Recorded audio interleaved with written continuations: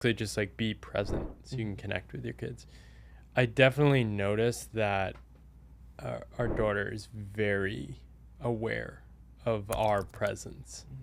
And especially now, as she's turning 1, she is so aware if we are tuned into her and connected to ourselves and connected to her. If my head's somewhere else, she can like definitely pick up on that.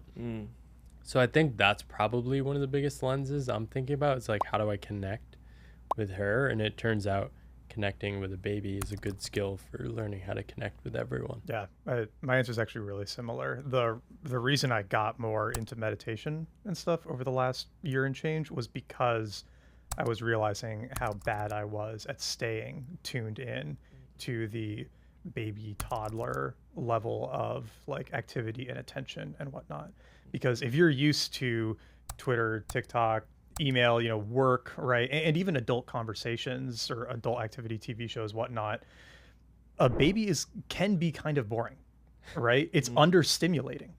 And so it sometimes, this sounds bad, but sometimes you have to deliberately choose to like remove all other things that could take your attention to be fully present with them. And realizing that I wasn't as good at staying in that space as I wanted to be was what motivated me to figure out how to practice doing it when I was away from them too. Because yeah, to Paul's point, they can tell if you're engaged or not. And I didn't like feeling like I wasn't as engaged as I wanted to be. And so that was a good motivation to level up in that sense. I think there's a lot more conversation about being a parent, especially among men too in our generation.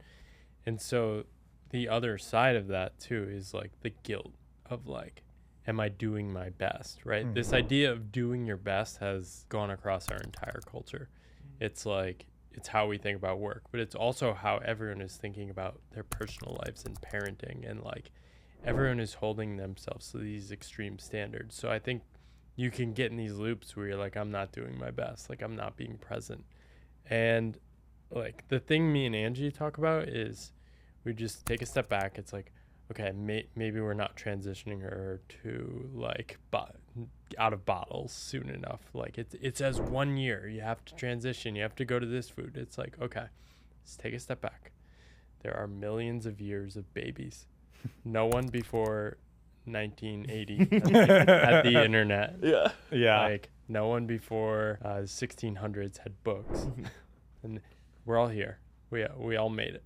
Yeah. And it's like they figured it out. My friend Austin is always, when I've been asking him as he's had his kid, like, what did you do to prep? And this is just how Austin is in general, though. His name's Austin Floyd. Shout out to Austin. He's always like, it's all in you. Like, I didn't read any books. I didn't do any of the things. Like, I didn't even take him to the doctors. Like, I think he said they did 2 doctor's visits. He's like, it's all in you. Just like trust yourself. And like, he has so much confidence in that space. And I feel like I love his confidence and I want that approach. And I'm also like a little bit worried about taking on all the responsibility that comes with that. Well, I think before you have a kid, that's totally normal. It's way easier to feel that when you actually have the kid. Yeah. Because you have like actual information. Yeah. Like you have no idea what it's going to be. Everything's hypothetical completely. I think we were the most like nervous before having our daughter. And then I think things became a lot more obvious and clear. And we sort of find our own groove, our own we each have our things we're slightly neurotic about, but we learn to like understand what really matters, what doesn't. I mean, we tracked like everything in the first month, tracking like ounces of formula, number of diapers changed. In 3 months, we weren't tracking anything. It's all just like you're just going with the flow. But I mean, some people are a lot more uptight. Yeah. No, I would pretty much agree with the not over researching beforehand. I think we read one book that I thought was great and that I recommend to people, Oster's Expecting Better. Okay.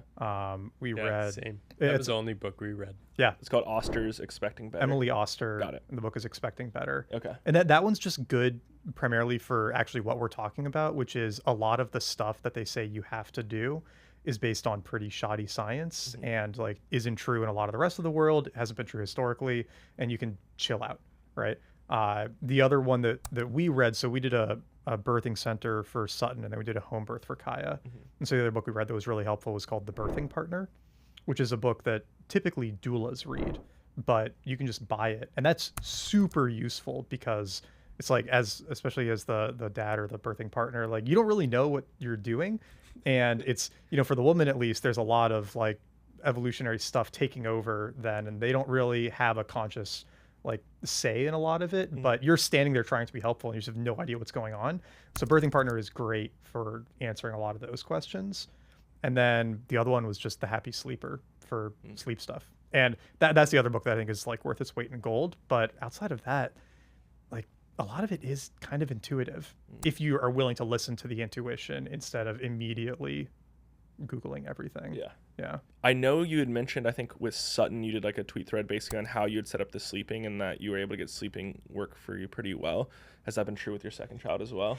Okay, this tweet thread, Yeah. I got so much shit for that tweet thread because I mean it was about sleep training. I didn't invent anything. There's a few main methods. Ferber's one that a lot of people have heard of. We didn't do Ferber. We did a softer version that's in the Happy Sleeper.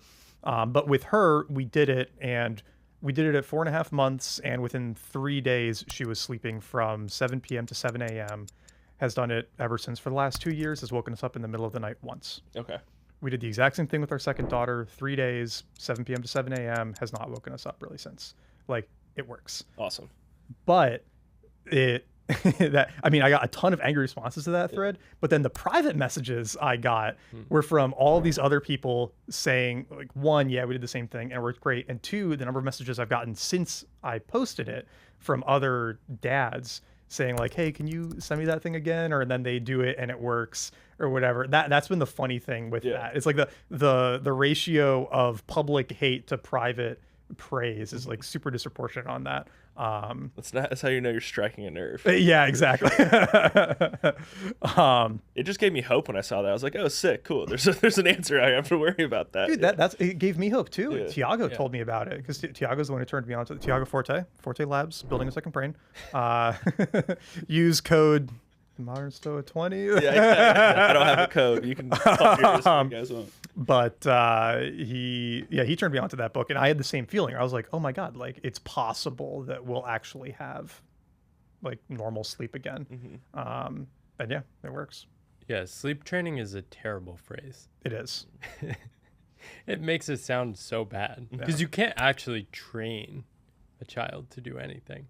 You can go with like their natural like needs. I think we use Taking Care of Babies, which I think is very similar approach to that book. But she has like an online video course. It's incredible. It was the same thing. It worked within like 3 days. And I think we didn't actively pursue sleep training until about 8 months because our daughter slept really well all the time. And until like 5-6 months anyway, they just sleep when they're tired. Yeah. And the key thing in the early days is waking them up so they don't nap too long during the day.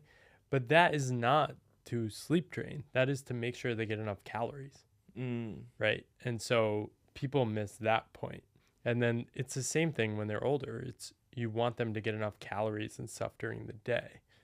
And so we basically went to sleep training as soon as she started getting really grumpy during the day and unhappy. And it wasn't teaching her how to, or it was like teaching her that she could put herself to sleep. But she didn't know how to do that if we were just going to pick her up every time, right? But she was so unhappy during the day that she went from very unhappy to very happy and eating everything during the day. That it's like, oh, she's just a happier baby. Yeah. And every parent wants happier babies.